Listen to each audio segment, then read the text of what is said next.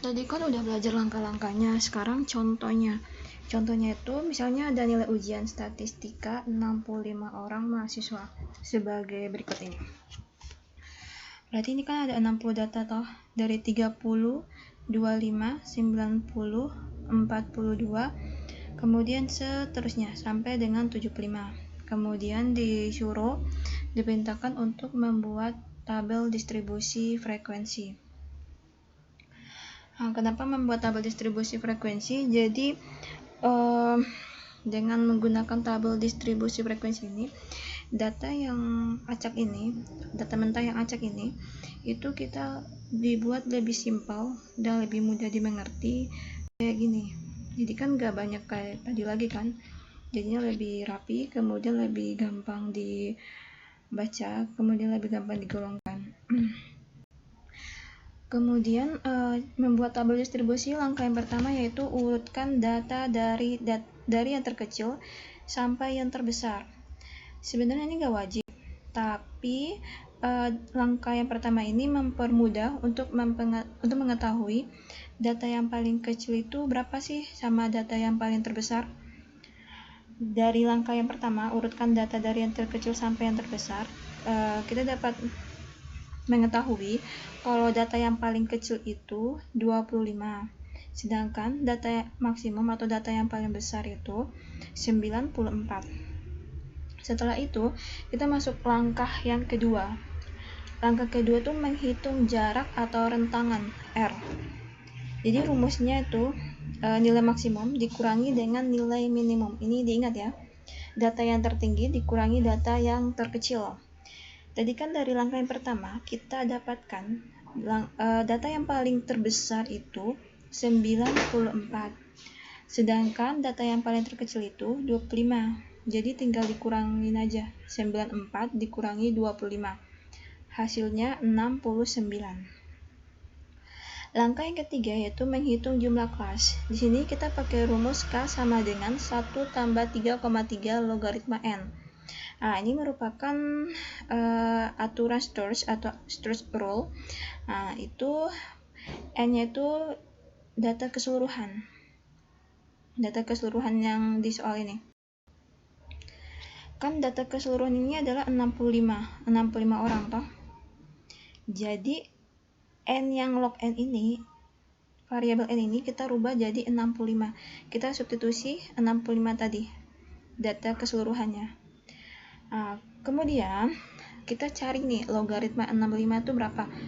Biasanya ada di tabel logaritma, kalau enggak nanti pakai kalkulator aja supaya lebih simpel. Nah, diketahui di sini logaritma 65 itu 1,8192. Sebelum dioperasikan, kita kalikan dulu nih, yang 3,3 dikali dengan 1,8192. Itu hasilnya kan 5,98 toh. Nah, kalau udah dapat tinggal ditambah dengan 1 yang bagian depan. Jadi kalau aturannya tuh perkalian pembagian tuh kan derajatnya tinggi, itu diutamain dulu, baru kemudian penjumlahan sama pengurangan. Jadi hasil 3,3 kali 1,8192 udah dapat. Nah, baru kemudian ditambah dengan 1, yaitu 6,98.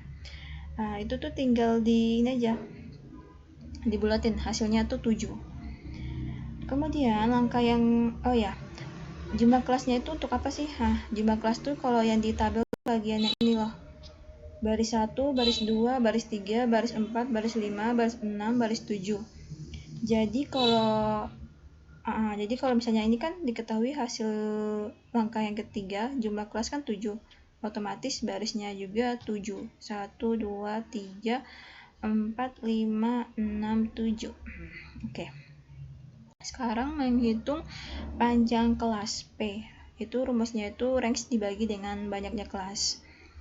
Kalau range tadi kan langkah yang kedua, itu hasilnya 69. Oke, kita ganti aja nilai R-nya sama 69. Kemudian K-nya itu kan 7 dari langkah yang ketiga. Nah, tinggal diganti nilai K sama 7. Kemudian tinggal dibagi 69 bagi 7. Hasilnya itu 9,8. Nah, kemudian kita bulatin jadi 10 deh. Yang kelima, ini hasil dari tabel distribusi nilai statistik. Kalau untuk kolom kelas, kita kan udah dapat dari banyaknya kelas. Hasilnya kan 7 di langkah yang ketiga. 7 toh. Nah, berarti barisnya ada 7. Tinggal kita substitusi aja. 1, 2, 3, 4, 5, 6, 7. Oke. Nah, kalau untuk interval kelas, oke. 25 sampai 34, kemudian 35 sampai 44, oke.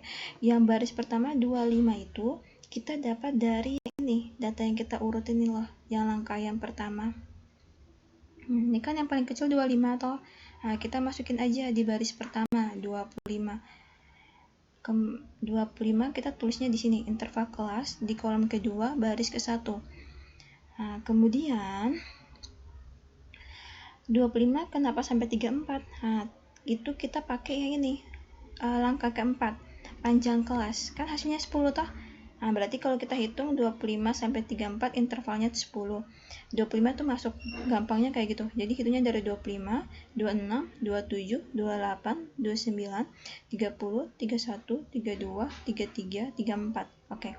Jadi 10 kan? Nah, berarti interval 25 sampai 34 tuh panjangnya 10. Nanti lanjut lagi di baris kedua, 35 sampai dengan 44. Berarti kan hitungnya dari 35 toh. 35, 36, 37, 38, 39, 40, 41, 42, 43, 44. Kan pas 10 sampai 44. Kemudian baris ketiga lagi lanjut aja 44 jadi 45. Nanti ini panjangnya 10 lagi. Berarti kita hitung 45 sampai dengan 54 toh. Oke, nanti dan seterusnya. Kemudian kolom ketiga yaitu frekuensi 6, 8, 11, 14, 12, 8, 6. Kita dapat dari mana sih? Nah, itu tuh dapatnya dari sini. Kan nilai dari 25 sampai 34 ada berapa orang sih? Nah, atau frekuensi banyaknya data itu ada berapa sih? Dari interval 25 sampai 34. Nah, kemudian kita balik lagi ke datanya. Kita hitung 25 sampai 34. 1, 2, 3, 4, 5, 6. Ada 6 toh. 35 nggak masuk soalnya lebih dari 34. Berarti nilai dari 25 sampai 30 tuh ada 6 orang. Kayak gitu. Nah, kemudian baris yang kedua frekuensi itu 8. Otomatis kita cek lagi. Nilai dari interval 35 sampai 44 tuh berapa sih? Nah, berarti 35 kita masuk 1, 2, 3, 4, 5, 6, 7, 8. Nah, berarti kan 45 nggak masuk ya. Nah, ada 8.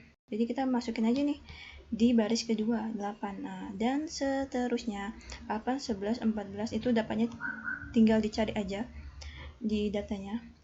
Kemudian hasil dari penjumlahan 6, 8, 11, 14, 12, 8, 6 ini totalnya tuh harus 65 ya, karena itu merupakan keseluruhan data ya nih, 65 kan? 65 orang. Nilai ujian statistika 65 orang mahasiswa. Otomatis nilai yang di frekuensi ini yang paling bawah ini harus 65 juga.